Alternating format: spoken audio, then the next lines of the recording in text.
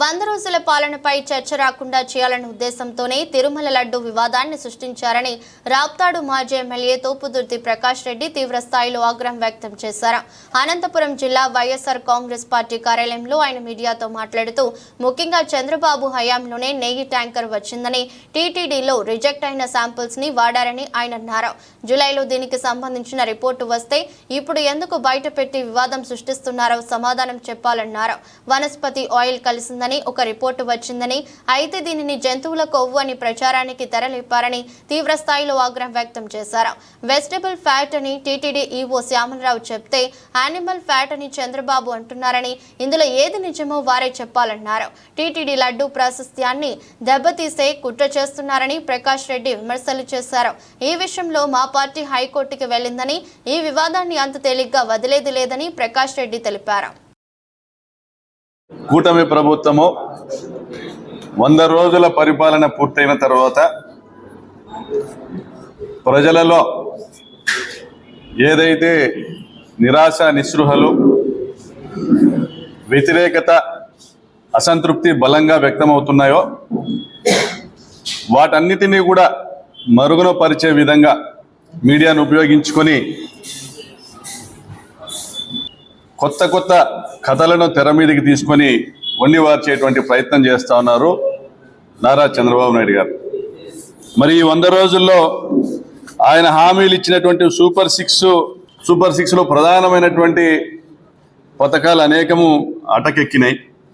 Medical కాలేజీలు కూడా రద్దు చేశారు. జగనన్న దాదాపుగా 16 మెడికల్ కాలేజీల నిర్మాణానికి 6,000 కోట్ల రూపాయల అప్పులు తీసుకొచ్చి ఈరోజు నిర్మాణం చేస్తూ ఉంటే దాదాపుగా మనకు కనీసం 800 పోస్టులు శాంక్షన్, 800 మెడికల్ కాలేజ్ సీట్లు శాంక్షన్ అయ్యేటువంటి పరిస్థితి. పక్క రాష్ట్రంలో గమనిస్తే తెలంగాణలో ఇప్పటి వరకు నిర్మాణానికి కూడా నోచుకునేటువంటి మెడికల్ కాలేజీలకి ఒక్కొక్క కాలేజీకి 50 సీట్ల చొప్పున దాదాపుగా 8 కాలేజీలకు 400 సీట్లు తెచ్చుకున్నారు.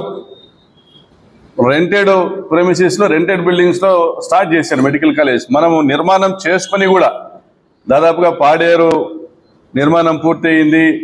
మనం కూడా నేషనల్ మెడికల్ కౌన్సిల్కి లెటర్ రాసాము. 50 సీట్ల అలొకేషన్ వచ్చింది.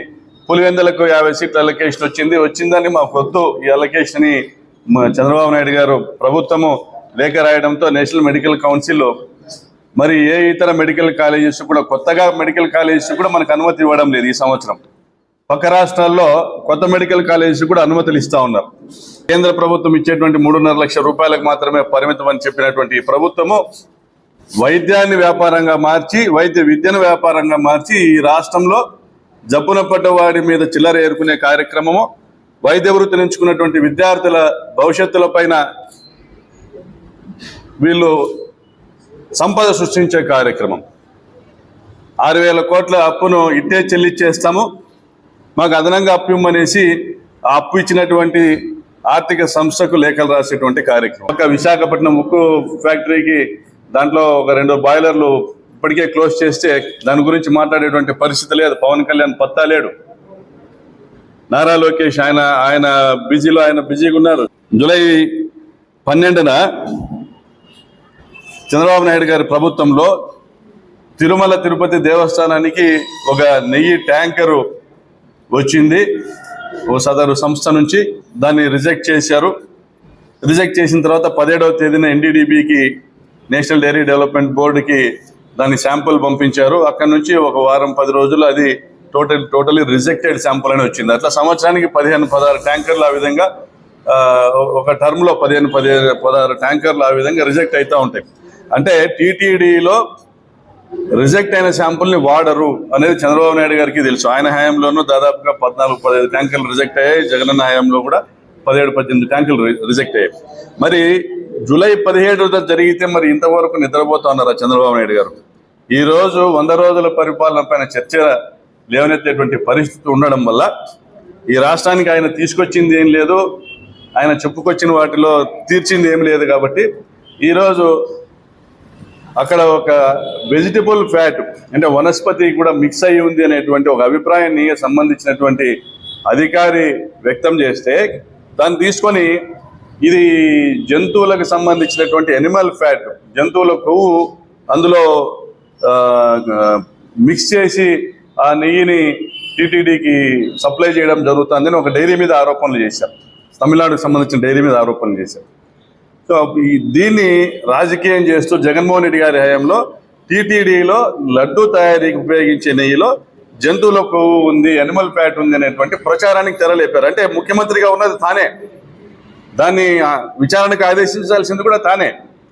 దాన్ని కరెక్ట్గా జరిగిందా లేదా అనేసి సంబంధించినటువంటి శాఖ అధికారుల నుంచి నివేదిక రాకుండానే